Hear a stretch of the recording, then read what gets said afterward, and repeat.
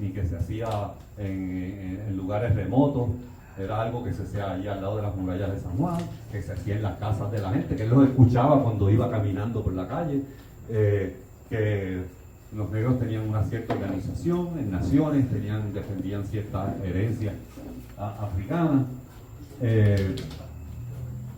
Y según Noé de Allende Goitía, yo no sabía este texto original, pero en 1843 Francisco Vasallo también narró un recuerdo de Navidades para él de antaño, o sea que ya en 1843 le estaba recordando algo que él había vivido antes, que eran las trullas de los negros con sus bombas y banderas, ataviados con fajas de todos colores, sombreros de 3 picos con plumas y 1000 adornos raros, con que les gustaba engalanarse para pedir en aguinaldo en un lenguaje especial. ¿Okay? Primero, en la cita anterior vimos que estaban hablando de que bailaban en círculo, dando vueltas. ¿Okay? O sea que vayan tomando nota de eso porque yo voy a volver sobre ese tema de los bailes. Y todas esas prácticas que uno puede ver y otras que no incluye aquí, pero hay otras descripciones. Ya Manuel Alonso, él había estudiado en España, en 1849 publicó un libro que se llamaba El Jíbaro, que antes nos lo daban en la escuela. Cuando yo estaba en la escuela nos daban el Jíbaro con sus estampas de la cultura puertorriqueña. Y en 1849 escribe por primera vez la primera negación así por escrito de nuestra cultura afrodescendiente, y dice: en Puerto Rico hay 2 clases de bailes, unos de sociedad que no son otra cosa que el eco repetido allí de los de Europa. O sea que los puertorriqueños ni siquiera hacían nada original, era que repetían lo que escuchaban en Europa. Y otros llamados de garabato, que son propios del país, aunque dimanan a mi entender de los nacionales españoles mezclados con los primitivos habitantes, los taínos. Ahí está refiriéndose quizás a la música jíbara, que es lo que llaman bailes de garabato. Eso, podríamos hablar del garabato y de qué significa, pero lo dejamos para después. Era un palo, un tipo de palo, que todavía le llamábamos así cuando yo era niño, el palo para cortar hierba, el garabato o el machete, que todavía le llamábamos así. Conocemos además, dice él en ese libro, a algunos de África, está hablando de bailes, introducidos por los negros de aquellas regiones. Ya esos son extranjeros, ya esos no son puertorriqueños, aquellos negros de aquellas regiones, pero que nunca se han generalizado, llamándoseles bailes de bomba, por el instrumento que sirve en ellos de música. Los de los negros de África y de los criollos de Curazao no merecen incluirse bajo el título de esta escena, pues aunque se ven en Puerto Rico, nunca se han generalizado. Dijo: con todo, hago mención de ellos porque siendo muchos, o no existe, o son pocos, o no merecen incluirse, o son muchos, o no. Aumentan la grande variedad de danzas que un extranjero puede ver en una sola isla y hasta sin moverse de la población. O sea, es como que él no puede resistir describir que esas prácticas están y son comunes, pero él le niega la puertorriqueñidad, son extranjeros.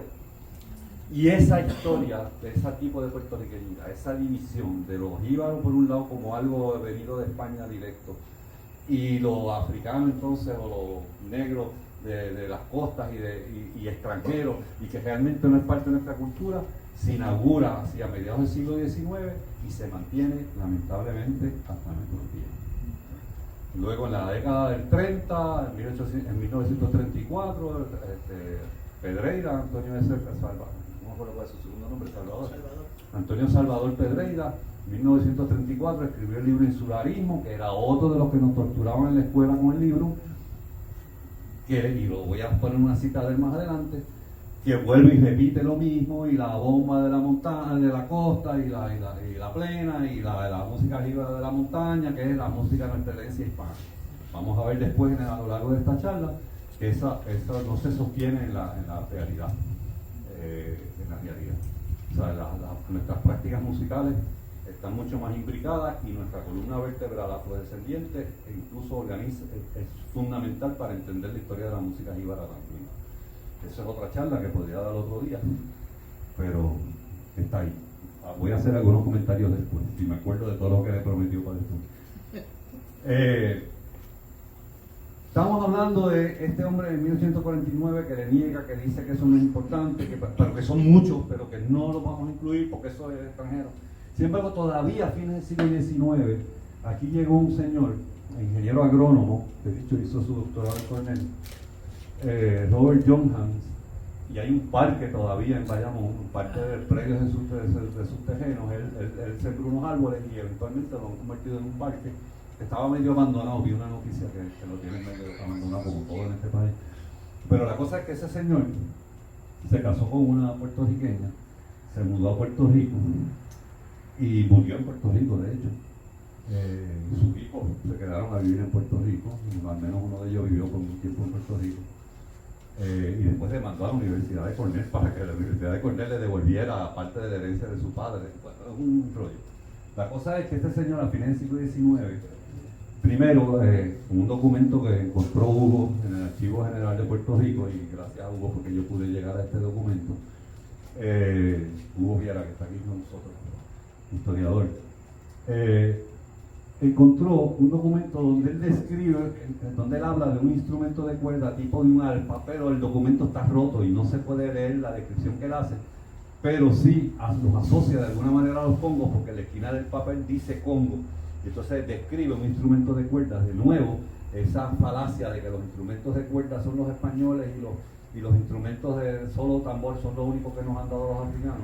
En África hay miles de instrumentos de cuerda, montones de prácticas de cuerda, y hay evidencia. Yo doy una charla sobre eso y es parte de mi investigación también, de cómo en la misma península ibérica ya había conexiones con instrumentos de cuerda de África, estamos hablando del siglo X, siglo IX,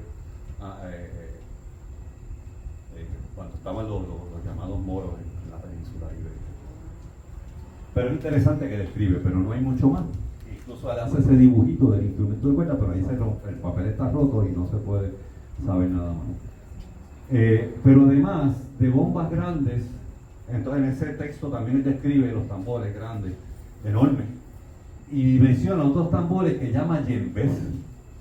Entonces él hace unos dibujitos en sus notas. Entonces el que está abajo es el que llama yembés, el de arriba es el barril. Y fíjense que el de arriba, esto es interesante. A ver si yo puedo pasar aquí, ven el cursor. Ven que tiene una cabulla. De hecho él lo dice en el texto, él habla de esa cabulla. Esa cabulla se usa en algunos tambores bien similares, barriles bien similares que se usan en el resto del Caribe, se usa en la música garífuna, y en Puerto Rico creo que se usaba también, según me dijo el mismo Jesús Cepeda una vez hablando con él, que antes en Puerto Rico al barril de bombo a veces le ponían esa cabulla para hacer como un cierto tipo de redoblante, que practicarte de la bomba, que a lo mejor no te recuerdan. Muy interesante.